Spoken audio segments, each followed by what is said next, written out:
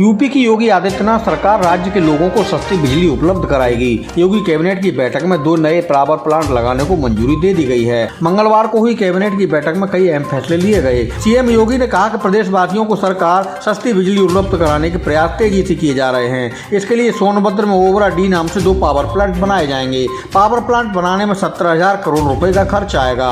ऊर्जा मंत्री ए के शर्मा ने बताया है कि दोनों पावर प्लांट शुरू होने के बाद जनता को 1 रुपए यूनिट सस्ती बिजली मिल सकेगी। बरेली शहर की सूरत बदलने के लिए नगर निगम 550 करोड़ रुपए खर्च करेगा। नगर निगम कार्यकारिणी की बैठक में वित्त वर्ष 2023-24 के लिए बजट पास करके सदन को भेज दिया गया है। स्मार्ट सिटी प्रोजेक्ट के तहत बरेली में कई विकास कार्य पहले से हो रहे हैं। इनमें सड़कों के चौड़ीकरण से लेकर पार्कों और चौराहों का सौंदर्यीकरण भी किया जा रहा है। शहर की बुनियादी जरूरतों को पूरा करने के लिए नगर निगम ने कार्य योजना बनानी शुरू कर दी है। निगम के नए बजट में 20 वार्डों की सफाई व्यवस्था निजी हाथों में देने की तैयारी है। शहर में टैक्स से 150 करोड़ रुपए वसूलने का लक्ष्य रखा गया है। नगर निगम प्रॉपर्टी और हाउस टैक्स की दरें भी बढ़ाने की तैयारी में है।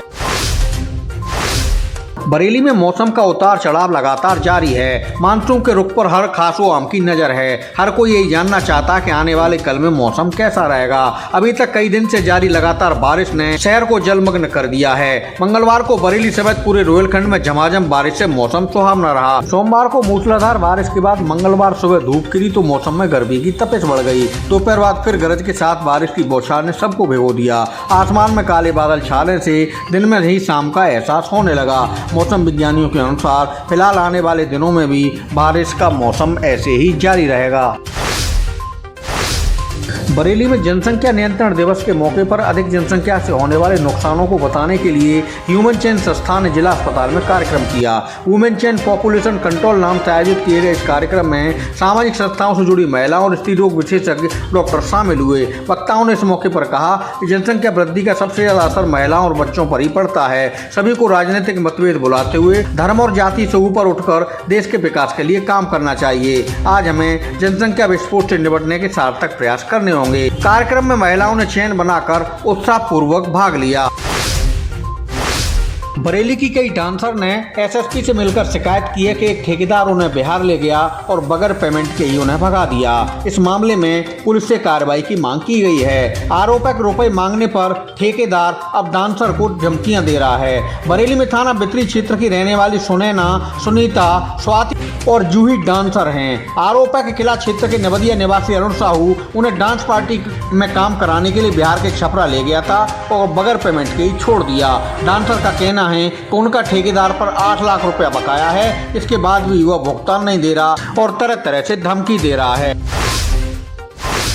बरेली में लगातार हो रही गोवध की घटना और अपराध नियंत्रण में नाकाम 2 थानेदारों पर एसएसपी ने कार्रवाई की है। एसएसपी प्रभाकर चौधरी ने देवरिया इंस्पेक्टर को लाइनहाजिर कर दिया है। क्षेत्र में लगातार हो रही गोवध की घटनाओं को रोकने में वह नाकाम साबित हो रहे थे। देवेंद्र सिंह दामा को देवरिया का नया इंस्पेक्टर बनाया गया है। उधर शाही थाना क्षेत्र में महिला धनवती की हत्या का एसओ खुलासा नहीं कर सके। शाही एसओ की कई तरह की शिकायतें भी थी।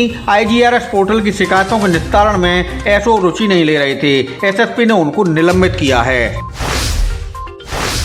बरेली में 15 जुलाई को बाबा महाकाल की पालकी यात्रा निकाली जाएगी। हर साल निकलने वाली महाकाल पालकी यात्रा की भव्य तैयारियां शुरू हो गई हैं। बाबा महाकाल सेवा समिति के अध्यक्ष ब्रजवासी लाल गुप्ता और महामंत्री अनुराग अग्रवाल ने मंगलवार को बताया कि शाम 4 बजे श्यामगंज के सेठ गिरधारी लाल मंदिर से बाबा महापालकी यात्रा का आरंभ होगा। मटकी चौकी से शिवाजी मार्ग, बांसमंडी, शिकलापुर से रोडवेज होते यात्रा नावल्टी चौराहे से चौकी चौराहा और कालीवाड़ी होते हुए वापस श्यामगंज मंदिर आकर समापन लेगी। पालकी यात्रा में भगवान भोलेनाथ के 108 भक्त नंदी वेश में चलेंगे, जो यात्रा का मुख्य आकर्षण होंगे। बरेली में ओवरटेक करने की होड़ में 2 ट्रक आपस में टकरा गए। इसमें एक युवक की मौत हो गई। फतेहगंज पश्चिमी थाना क्षेत्र के रहने वाले वीरेंद्र परसाखेड़ा की कोल्ड ड्रिंक फैक्ट्री में ट्रक चलाते हैं। वह माल भरकर मुरादाबाद जा रहा था, तभी मीरगंज के पास ओवरटेक करने के चक्कर में दूसरे ट्रक से टक्कर हो गई। घटना के बाद दूसरे ट्रक का चालक फरार हो गया। मौके पर पहुंची पुलिस ने दोनों ट्रकों को कब्जे में ले लिया है। बरेली में जनसंख्या नियंत्रण कानून लागू करने की मांग को लेकर जोरदार प्रदर्शन किया गया। समाधान फाउंडेशन के पदाधिकारियों ने कलेक्ट्रेट पहुंचकर प्रधानमंत्री को संबोधित ज्ञापन सौंपा।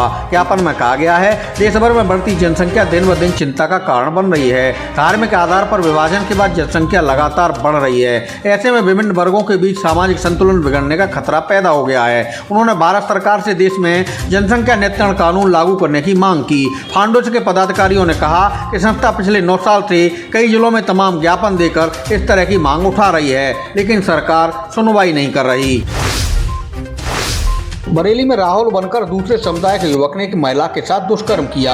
देर रात ग्रामीणों ने महिला के घर पर ही युवक को पकड़ लिया और पीटते हुए पुलिस को सौंप दिया। पीड़िता ने थाना इज्जतनगर में आरोपी मुस्तकीम के खिलाफ एफआईआर दर्ज कराई है। मुस्तकीम और महिला का पति कारपेंटर है। मुस्तकीम ने अपना राहुल बताकर महिला से नजदीकियां बढ़ाई थी और उसके साथ दुष्कर्म की घटना को अंजाम दिया। पुलिस मामले में कार्रवाई में जुटी है।